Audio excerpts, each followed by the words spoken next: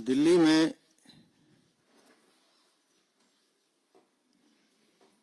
भ्रष्टाचारी और पापी आपके कुछ और काले कारनामे आज आपके सामने हम रखने जा रहे हैं। और मैं निवेदन कर रहा हूं हमारे राष्ट्रीय प्रवक्ता श्रीमान गौरव भाटिया जी से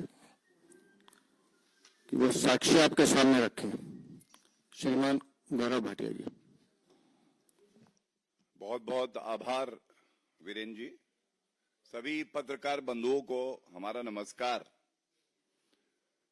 और आज की इस अहम प्रेस वार्ता में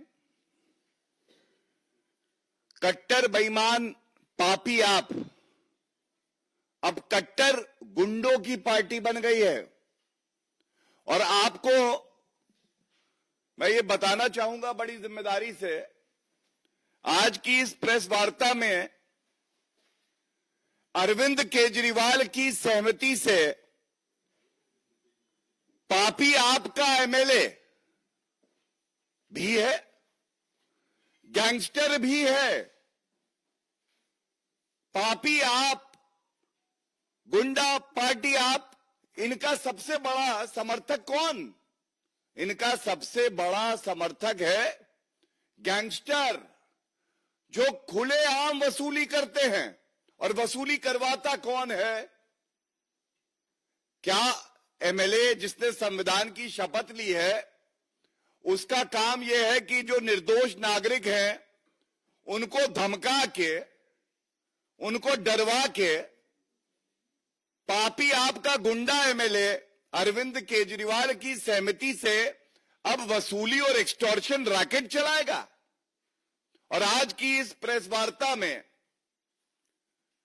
जो ऑडियो क्लिप हम आपके समक्ष रखेंगे, ये नरेश बालिया पापी आपके और एक्सटॉर्शनिस्ट एमएलए कहूं तो गलत तो नहीं होगा। ये एक गैंगस्टर है, उनके साथ बातचीत कर रहे हैं और ऐसा व्यवहार है जैसे एक माता के दो भाई।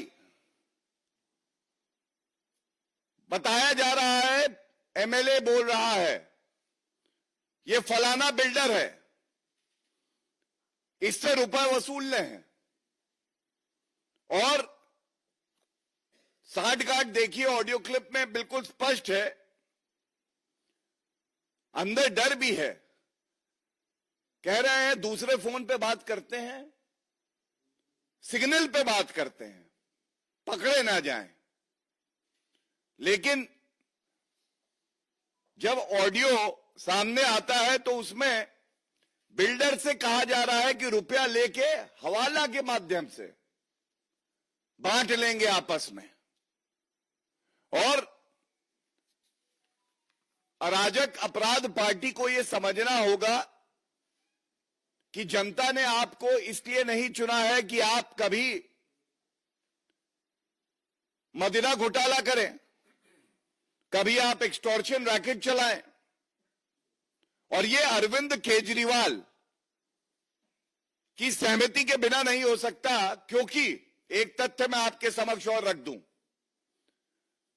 कुछ समय पहले एक और ऑडियो नरेश वालिया पापी आपके एमएलए का सामने आया था, जिसमें इसी तरह से वो एक्सटॉर्शन वसूली कर रहे थे।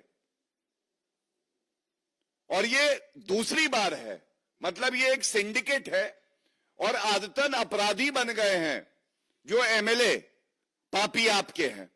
मैं सबसे पहले चाहूंगा, ये जो नागरिकों को धमकी दी जा रही है, उनसे वसूली की जा रही है, इसका पर्दाफाश करें। एक ऑडियो आपके समक्ष चलाएंगे और उसकी प्रमुख बिंदुओं पे फिर हम अपनी बात रखेंगे। ऐसे 3 ऑडियो हैं जो आपके साथ साझा किए जाएंगे, क्योंकि समय को ध्यान रखते हुए एक ऑडियो से आपको कम से कम यह स्पष्ट हो जाएगा कि यह कितना गंभीर मामला है। एक ऐसी पार्टी जो दिल्ली में सत्ता में है, उसका एमएलए वसूली कर रहा है, धमकी दिलवा रहा है नागरिकों को। मैं निवेदन करूंगा वीरेंद्र जी से कि वो इस ऑडियो को प्ले करें। चला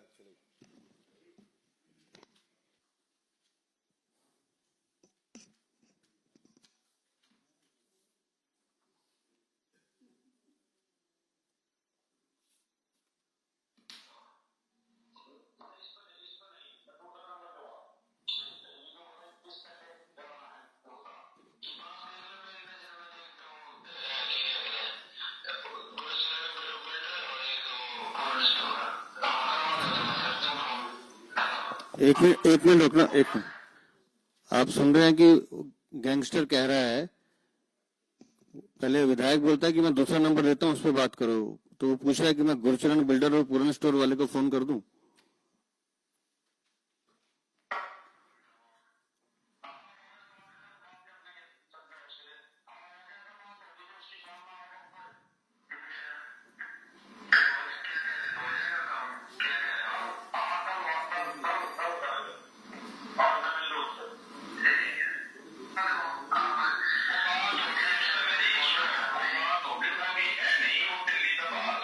इनको आवाज नहीं जा रही।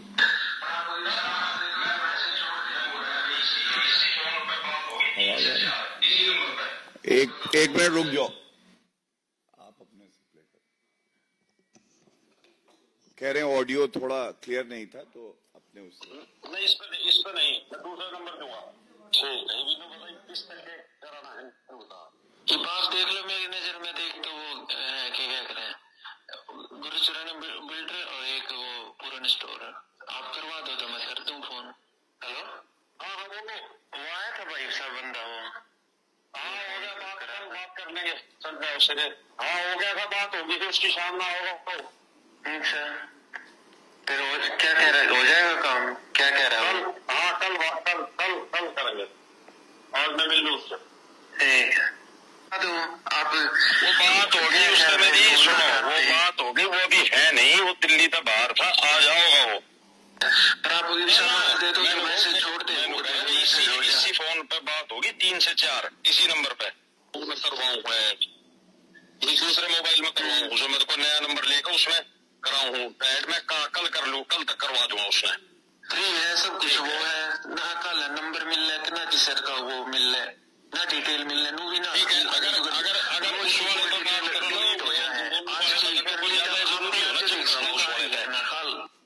ठीक है, मैं उसे कर लेता हूँ, और क्या नाम है, आज मैं करवा दूंगा उसे रात में, किसी को लगा के जिम्मेदारी। ठीक है, एक बार देख लो बात, इसका मैं करूँ, इसकी मैं करूंगा बातचीत आज ना, ये एक्चुअली दिल्ली तो बाहर था, आज आया होगा वो। मैसेज ना हो जाएगा, मन्ना कुछ कराया नहीं, कुछ भी ना हो ना, मैं किसी मानस ने भेजू आप तो ना, और क्या मैं पैसे भी उठेंगे वाले के तो उठेंगे ना, किसी का रोना हो ना कुछ हो ना, मैं किसी मानस को बताऊं ना, मैं किसी मानस नाम तो भेजू। शाम ने 7 बजे मैंने बुला रखा हो आज। एक बार है ना, मैं भी खुद जानबूझ के इतने फोन ना करता ना, कल ना तो आप तनु भी पूछेंगे भाई इतने फोन क्यों आ रहे हैं, सिग्नल ऐप डाउनलोड कर लो, उसमें दे रहे ना पार्ट का, किस दो फोन कर रखा है किसका ना, एक बार ये काम जरूर कर लियो। ठीक है ना, कल नहीं तो मैं दिक्कत आओगी, फिर आप लोग कहोगे मेरे कल कोई दूसरा नंबर आ जाएगा मेरे पास, कल इस नंबर को फोन कर, उस पहले वाले नंबर को फोन कर लेना, वो नंबर दूसरा दे देगा, उसको बात करना मेरे से, ये भी किसी और का नंबर है, कल मैं वो दे दूंगा, क्या नाम है जो सिग्नल वाला, फिर उसको बात कर लियो, कल क्या नाम दोपहर तक मिल जाता हूँ।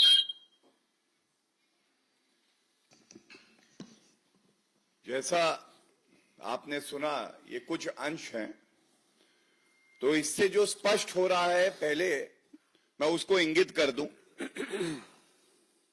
साठ गांठ, घनिष्ठता और मित्रता पापी आपके एमएलए और एक गैंगस्टर में ऐसी है कि सारी सूचना का आदान प्रदान हो रहा है, और नागरिकों को इंगित कौन कर रहा है? एक विधायक इंगित कर रहा है कि फलाना बिल्डर, फलाना व्यक्ति, इसको बुलाओ, इसको डराओ, इसको धमकाओ। जब उसकी जान पे बनाएगी तो फिरौती मिलेगी। जब फिरौती और वसूली होगी तो वो वसूली हवाला के जरिए ली जाएगी और उसके बाद उसको बांटा जाएगा। ये किसी विधायक का चरित्र नहीं हो सकता, लेकिन अगर विधायक अरविंद केजरीवाल कट्टर बेईमान गुंडा पार्टी का पापी आपका कन्वीनर है तो ऐसे विधायक का हो सकता है। और यह चिंताजनक है कि एक तरफ आप देखिए, हम सब जानते हैं कि दिल्ली की कानून व्यवस्था ये केंद्र सरकार के तत्वाधान में काम करती है और हमारी प्रतिबद्धता है कि हर नागरिक सुरक्षित रहे। और एक चुनी हुई सरकार जो संविधान की शपथ लेती है वो हमारे दिल्ली वासियों को धमकाती है, उनकी जान पे खतरा बना रहे ये सुनिश्चित करवाती है। ये बहुत चिंताजनक है। और इसीलिए मैं ये जरूर पूछना चाहूंगा कि अरविंद केजरीवाल और दिल्ली की मुख्यमंत्री आतिशी मार्लेना का इस ऑडियो क्लिप के आने के बाद क्या है उनका पक्ष? क्या वो इस एमएलए को तुरंत पार्टी से निष्कासित करेंगे? और अगर नहीं करेंगे तो जिससे मैंने शुरुआत करी, ये मान लिया जाएगा ये सारी की फिरौती जो हो रही है, ली जा रही है, ये अरविंद केजरीवाल के कहने से ही ली जा रही है। पहले मदिरा घोटाला, शराब घोटाला, जब वहां कमाई रुकी तो अब एमएलए को कहा है टारगेट है तुम्हारा 50 करोड़ 100 करोड़ ये इकट्ठा करके दो। और किससे रुपया वसूला जाएगा? नागरिकों से। दूसरा, दिल्ली की जनता आज त्रस्त है दिल्ली सरकार से, और यह कहना गलत नहीं होगा कि दिल्ली में बदलाव की बेला है और गुंडों और अपराधियों का कुछ दिन का खेला है। हम सब जानते हैं कि ये पापी आपकी जाती हुई सरकार है। दिल्ली विधानसभा के चुनाव हैं और जनता सुनिश्चित करेगी कि ये विपक्ष में भी ना आए, ये जनता सुनिश्चित करेगी। लेकिन जब तक आप सत्ता में हैं, क्या जनता ये डिजर्व करती है कि इस तरह के फिरौतीबाज वसूली वाले विधायक पापी आप देगी और उन पे कोई अंकुश नहीं लगाया जाएगा? यह स्पष्ट करना चाहिए। और इसके साथ यह कहना भी गलत नहीं होगा that Delhi deserves better, Delhi deserves better, and I must read a list. ये अपराधियों की, गुंडों की, भ्रष्टाचारियों की, गैंगस्टर्स की, वसूली करने वालों की पार्टी बन के रह गई है। ताहिर हुसैन, दिल्ली दंगों का आरोपी, जेल में। केजरीवाल ने एक शब्द नहीं बोला, दिल्ली में दंगा भड़का रहे थे। अरविंद केजरीवाल स्वयं मनीष सिसोदिया शराब घोटाले में बेल पे, पहले जेल पे फिर बेल पे। अमानतुल्लाह खान, ये एक नागरिक को इतना पीटते हैं क्योंकि वो ईमानदारी से पेट्रोल पंप पे अपना काम कर रहा था, अरेस्ट होती है, उसके बाद बेल पे बाहर आते हैं। इनके एक विधायक और पूर्व मंत्री रहे हैं, उन पे बलात्कार का आरोप लगता है। सोमनाथ भारती विधायक, इनके ऊपर डोमेस्टिक वायलेंस का आरोप लगता है, केस चल रहा है। और विभव कुमार, अरविंद केजरीवाल का दाहिना हाथ, महिला अस्मिता को तार तार कर देते हैं। एक सांसद नेत्री के साथ जिस तरह का व्यवहार इन्होंने किया, अरेस्ट हुए। तो ये बेल और जेल, ये है पापी आपकी सच्चाई और उसमें आज फिरौती और वसूली जुड़ गया है। ये बेहद ही चिंताजनक है। आपके साथ सारे ऑडियो क्लिप्स साझा किए जाएंगे और जो सवाल हम लोग उठा रहे हैं, हम ये सुनिश्चित करेंगे कि ऐसी वसूली पापी आपकी सरकार को उखाड़ के फेंक दिया जाए। और जैसा मैंने कहा, दिल्ली की जनता डिजर्व्स बेटर। इनको विपक्ष में भी कोई भूमिका ना मिले, यह हमें यकीन है कि दिल्ली की जनता सुनिश्चित करेगी। और इस लड़ाई को हम तब तक लड़ते रहेंगे जब तक ये वसूलीबाज, ये फिरौती मांगने वाला, इसको अगर माफिया और गैंगस्टर कहा जाए तो गलत नहीं होगा, इसको पार्टी से निष्कासित ना किया जाए और कानूनी कार्रवाई जो होगी वो इसके खिलाफ हो। और ऐसे दरिंदे की जगह, और अगर अरविंद केजरीवाल उसको बढ़ावा देते हैं, उनके इशारे पे ऐसा काम होता है, तो ऐसे दरिंदों की जगह केवल जेल की सलाखों के पीछे है। मैं निवेदन करूंगा वीरेंद्र जी से भी कि कुछ और प्रमुख बिंदुओं पे वो आपका ध्यान आकर्षित करेंगे। गौरव जी जो लिस्ट बता रहे थे उसमें दिनेश मोहनिया, प्रकाश जरवाल, अखिलेश त्रिपाठी, जितेंद्र तोमर, लंबी फहरिस्त है, सत्येंद्र जैन, और जमानत पे छूटे खुद जमानती अरविंद केजरीवाल और उनकी पूरी पार्टी। जो जेल से बेल और बेल से जेल का खेल चल रहा है, जब आप ये तीनों ऑडियो क्लिप सुनेंगे तो आपको ये भी पता चलेगा कि खुद विधायक नाम सजेस्ट करता है, और नाम भी किनके सजेस्ट करता है, वो करीबी जो उसके साथ काम कर रहे हैं, क्योंकि उसे पता है कि किसके पास कितना माल है। और उसके बाद वो गैंगस्टर उनको फोन करता है और वसूली की जाती है। उसमें विजय बंसल का नाम आएगा, राजेश का नाम आएगा जो गगन स्कूल वाले हैं, गुरचरण बिल्डर्स का नाम आ ही चुका है, पूर्ण स्टोर का आएगा, एक गोलू रंजन आएगा, ऐसे कई नाम आएंगे।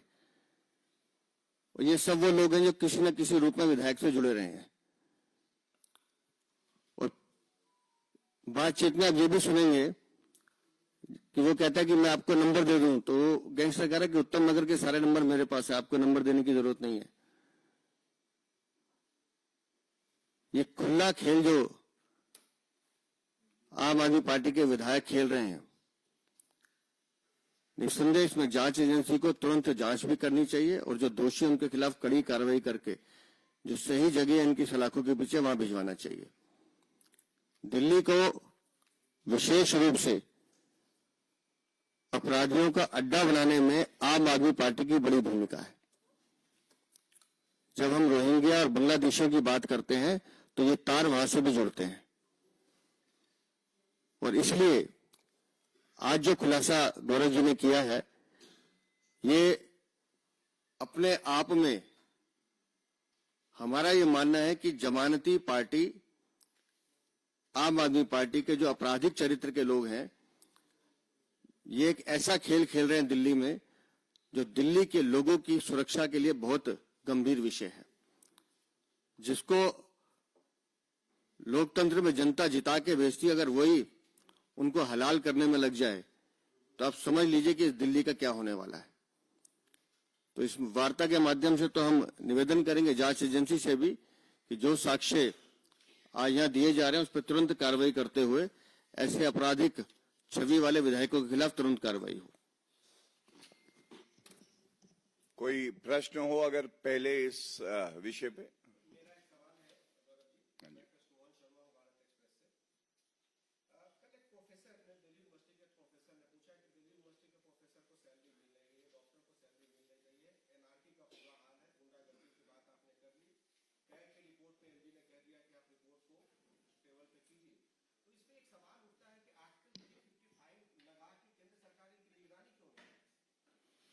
देखिए, आपका सवाल बहुत अच्छा है, लेकिन हम सबसे पहले तो संविधान के प्रति जो है पूरी तरह से प्रतिबद्ध हैं।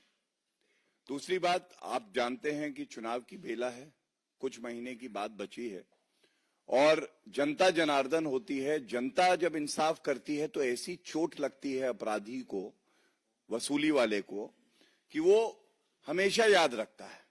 और इसीलिए प्रेस वार्ता का मुख्य उद्देश्य ये है कि इनकी जो काला चरित्र है और जो वसूली चरित्र है ये आपके समक्ष रखें।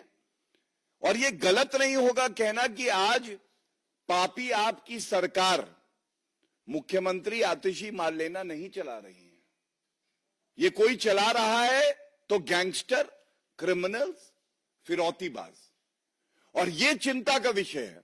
और अगर अरविंद केजरीवाल अगले 24 घंटे में इस पे कोई टिप्पणी नहीं करते तो यह स्पष्ट हो जाएगा कि अरविंद केजरीवाल इसी तरह की जो क्रिमिनल एक्ट्स हैं उसमें लिप्त है और उनके कहने पे ही ये किया जा रहा है।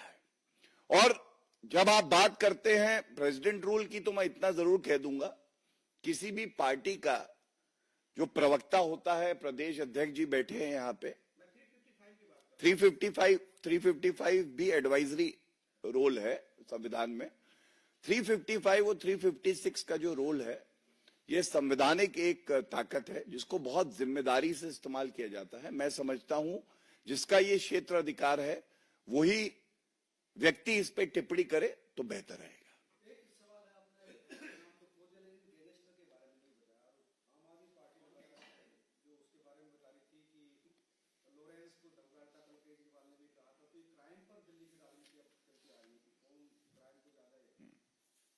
गैंगस्टर का नाम जब आपको ऑडियो क्लिप्स भेज दिए गए हैं आप देखेंगे तो आपको मिल जाएगा।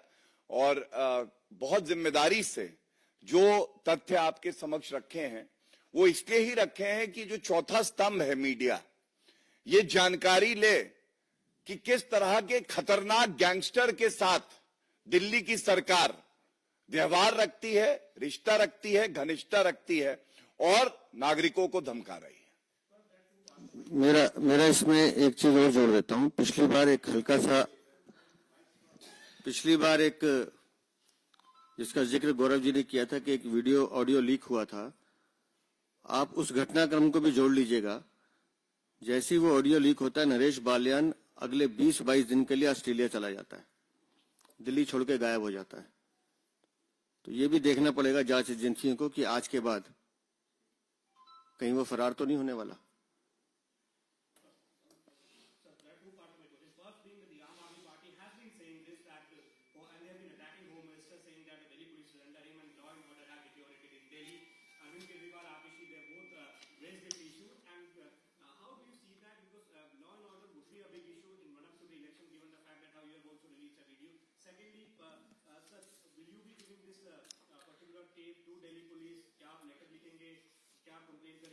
बिल्कुल जांच एजेंसी को भी देंगे, वैसे पब्लिक डोमेन में है, वो खुद भी सुमोटो ले सकते हैं। और दिल्ली में अगर कोई विषय है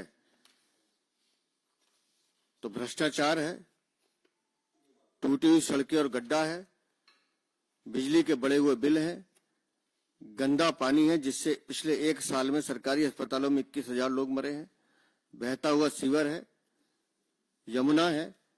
इन विषयों से भागते हुए अरविंद केजरीवाल बार बार दूसरी दिशा में जाने की कोशिश कर रहे हैं।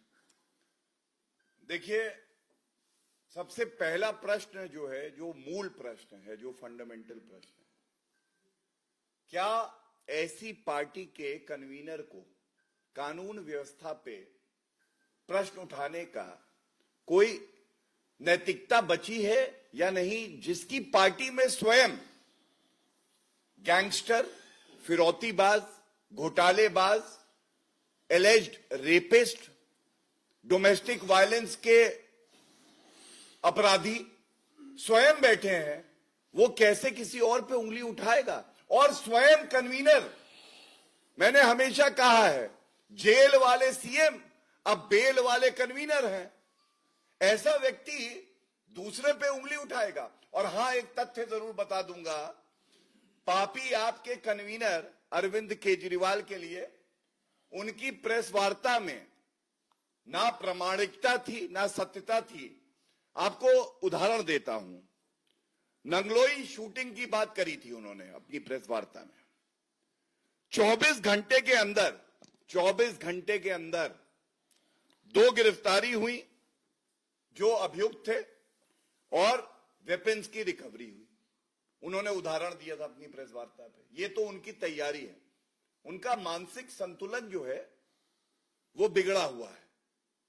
उनकी नाक के नीचे उनके इशारे पे फिरौती ली जा रही है और उनमें इतनी नैतिकता नहीं है कि बाहर निकल के बताएं कि या तो वो अपने एमएलए के साथ हैं या दिल्ली की जनता के साथ हैं। और दूसरा, बात हो रही थी गैंगस्टर की, तो जो गोल्डी ब्रार और लॉरेंस बिश्नोई, इनका एक मॉड्यूल है, 9 गिरफ्तारी विभिन्न प्रदेशों में, 9 गिरफ्तारी विभिन्न प्रदेशों में दिल्ली पुलिस ने करी है। लेकिन आज सवाल यह पूछा जाएगा कि दिल्ली पुलिस पे हमला कौन करता है? ताहिर हुसैन गुंडा, आज तक जो जेल से बाहर नहीं आया है, उसने दिल्ली दंगा भड़काया और पुलिस कर्मी को मार दिया था। लेकिन अरविंद केजरीवाल के मन में जरा भी आत्मग्लानि नहीं थी, एक शब्द उन्होंने ताहिर हुसैन पे नहीं बोला। तो यह चिंताजनक है और इस मुद्दे को हम यहां उठाते हैं कि इनकी नैतिकता मर चुकी है और इनको चुल्लू भर पानी में डूब जाना चाहिए।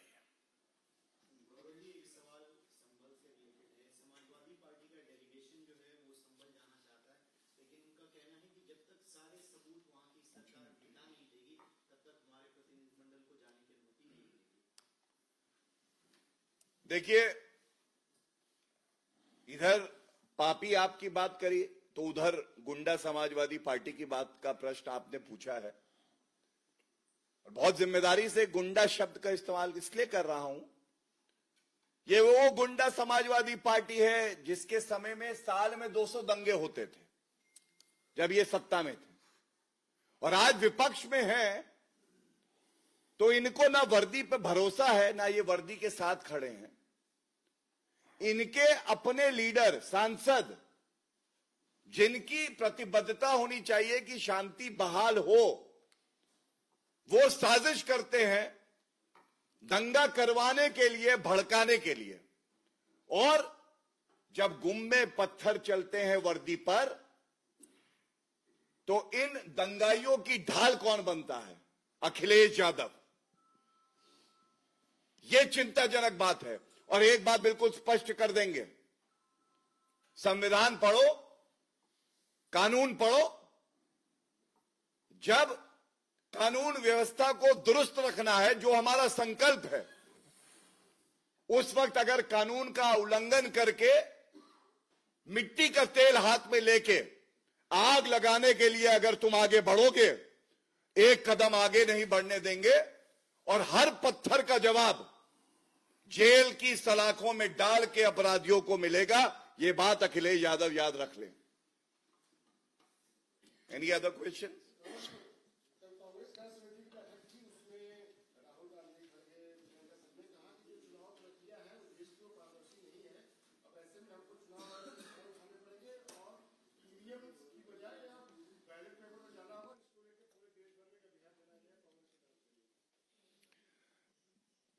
देखिए, ऐसा कहना गलत नहीं होगा कि कांग्रेस पार्टी जल्द ही इतिहास के पन्नों पर पढ़ी जाएगी। ये भारत को पीछे ले जाना चाहते हैं, जनता इनको इतिहास के पन्नों पर दर्ज कर देगी और आने वाली पीढ़ियां ये कांग्रेस भ्रष्टाचारी पार्टी क्या थी, ये इतिहास के पन्नों से पढ़ेगी।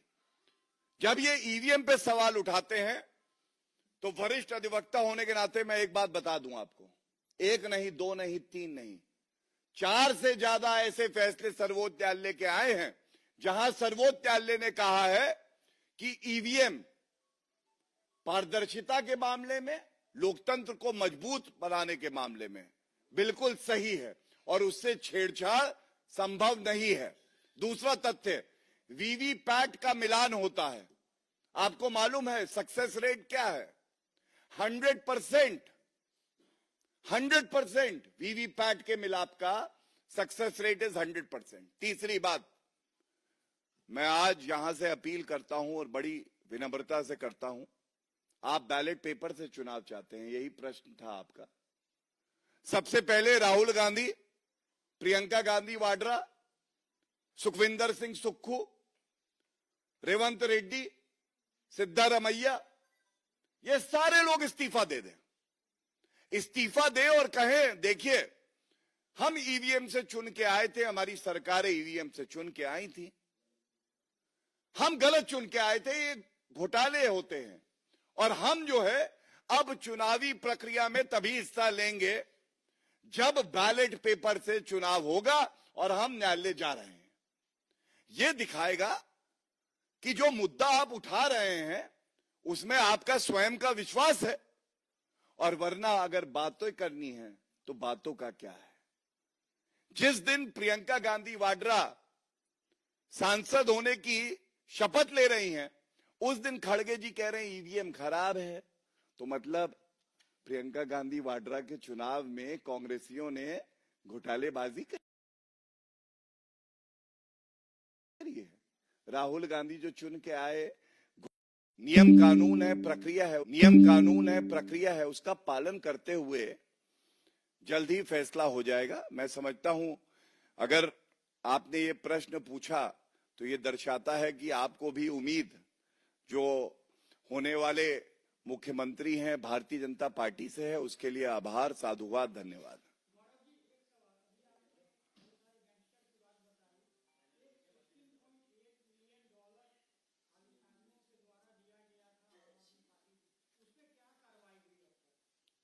देखिए, जो आपने कहा फंडिंग की, जब आप बात करते हैं, हर मामले में जो जांच एजेंसी है उसने अपना कार्य किया है, और कार्य करने के बाद जब न्यायालय में आप आरोप पत्र दाखिल कर देते हैं तो न्यायालय की प्रक्रिया पर आपका कोई कंट्रोल नहीं होता है। लेकिन प्रतिबद्धता के तौर पे मैं बता दूं, हमारा संकल्प यह है, ऐसी कोई शक्ति रह नहीं सकती कि वो भारत को कमजोर करे। ये आदरणीय मोदी जी की सरकार है, और कोई भी व्यक्ति, कोई भी संगठन अगर ये सोचेगा कि वो भारत को कमजोर कर सकता है तो ये उसकी गलतफहमी है, चाहे वो आतंकी हो, चाहे वो खालिस्तानी हो, चाहे वो कोई भी हो। हाँ प्लीज, लास्ट क्वेश्चन।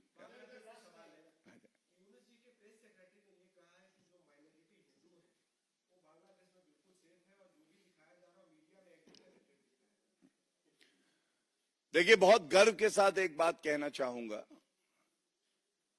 जैसा आदरणीय प्रधानमंत्री श्री नरेंद्र मोदी जी ने भी अपने एक्स पोस्ट पे कहा था, यह चिंताजनक है कि सहिष्णु हिंदू जो सबके प्रति समर्पित रहता है उसके साथ हिंसा की जा रही है, और विश्व का सबसे बड़ा और सबसे मजबूत लोकतंत्र होने के नाते यह हमारा कर्तव्य है कि अगर किसी माइनॉरिटी कम्युनिटी के सदस्य को प्रताड़ित किया जा रहा है तो भारत उसकी आवाज बने।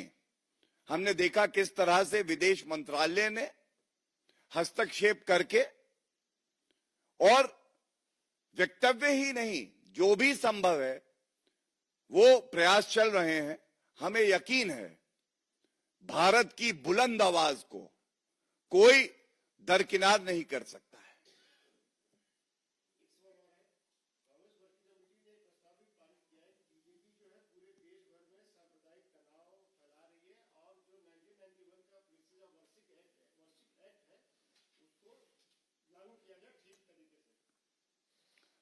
दो बातें कहूंगा। पहले तो सांप्रदायिक तनाव तो तब फैलता है जब आप सहिष्णु हिंदू को हिंदू टेरर की परिभाषा दे देते हैं, और वो भी केवल राजनीतिक लाभ से। और ये कांग्रेस पार्टी के कुकर्म थे, और वो कभी सत्ता में फिर आई नहीं और आगे आएंगे भी नहीं। और जहां तक प्लेसेस ऑफ वर्शिप एक्ट की बात कर रहे हैं, मुझे पता है राहुल गांधी का पढ़ने लिखने में ज्यादा रुचि नहीं है, संविधान वो पढ़ते नहीं है, कानून वो पढ़ते नहीं है। खड़गे जी पढ़ा करें।